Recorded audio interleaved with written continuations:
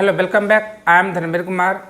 Let me tell you about etymology. आज जो दोस्तों हम लोग एटिमोलॉजी पढ़ेंगे. आइए पढ़ते हैं एटिमोलॉजी. आप चाहे तो इसे एटिमोलॉजी भी पढ़ सकते हैं या पढ़ सकते हैं एटिमोलॉजी. तो ये हमारा क्या है दोस्तों, शब्द विचार है. क्या है इसका हिंदी शब्द विचार है. अब सबसे इम्पोर्टेंट चीज़ होता है हमें why should be study etymology.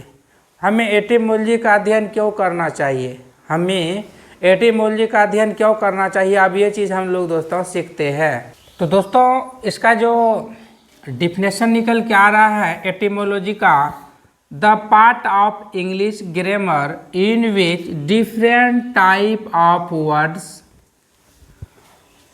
Are studies according to their function in a sentence is called etymology.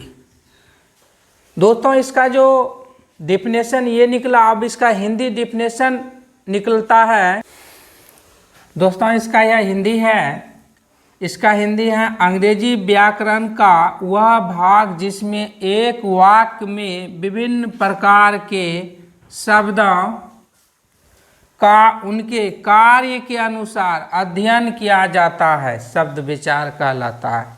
Okay दोस्तों, जैसे अंग्रेजी ग्रामर में क्या हो गया, एक वाक्य ले लिए. क्या ले लिया, एक वाक्य ले लिए. उस वाक्य में विभिन्न प्रकार के क्या होते हैं, शब्द होते हैं.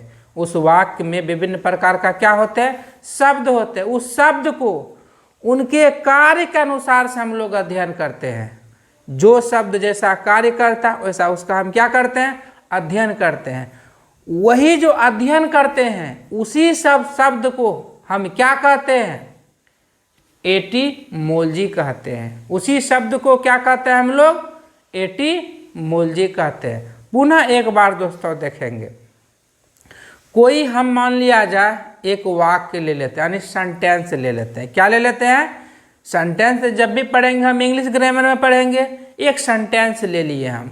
एक सेंटेंस जब लेते हैं तो उस सेंटेंस में बहुत से वर्ड्स होते हैं, बहुत से शब्द होते हैं. अब वो जो वर्ड होते हैं, जो वर्ड जैसा कार्य करेगा, जो वर्ड जैसा कार्य करेगा, उनके कार्य के अनुसार जो हम अध्ययन करते हैं, उनके कार्य के अनुसार जो हम अध्ययन करते हैं, उसी को हम क्या कहते हैं, एटिमोलॉजी कहते हैं या एटिमोलॉजी कहते हैं.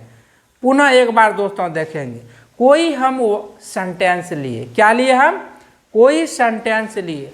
अब एक सेंटेंस में बहुत से शब्द होते हैं, अर्थात वर्ड्स होते हैं. उस वर्ड को उनके कार्य के अनुसार हम लोग स्टडीज करते हैं. उनके कार्य के अनुसार, उनके वर्ग के अनुसार क्या करते हैं, हम स्टडीज करते हैं.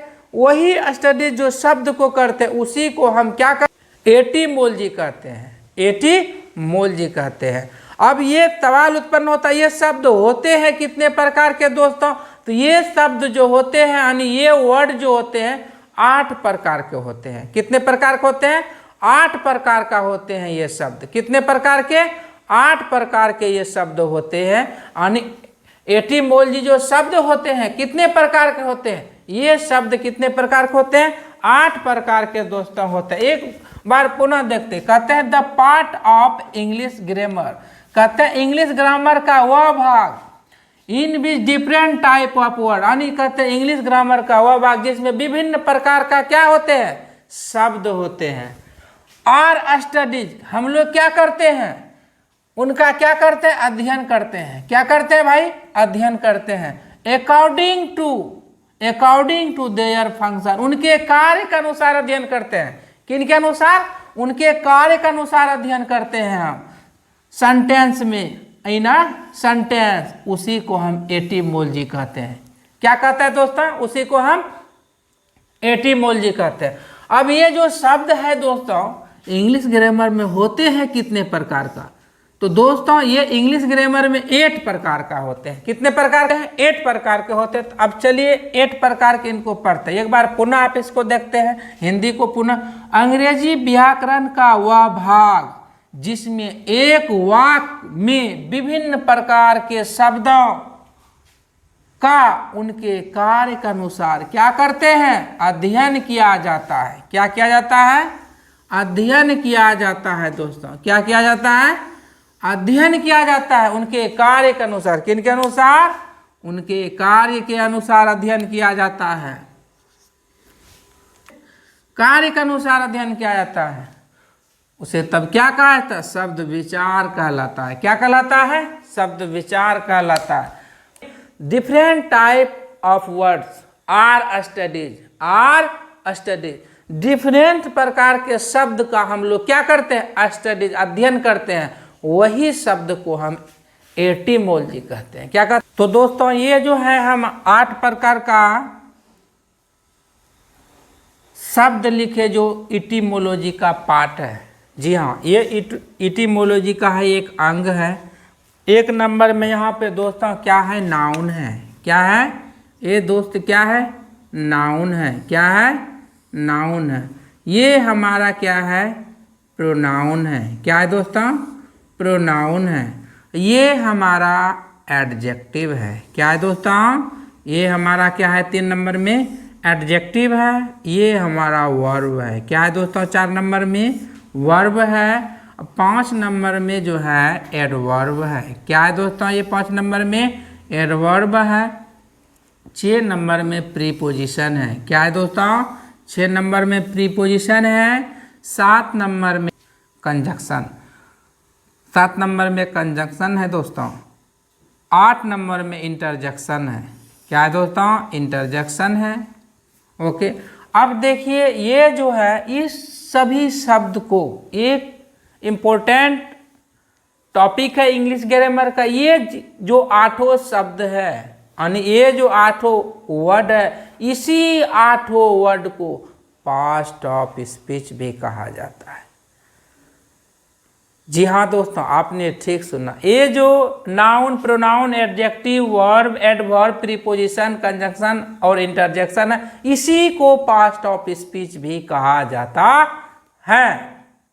इसी 8 वर्ड को क्या कहा जाता है, पास्ट ऑफ स्पीच कहते हैं, जो कि इंग्लिश ग्रामर का इम्पोर्टेंट पार्ट है।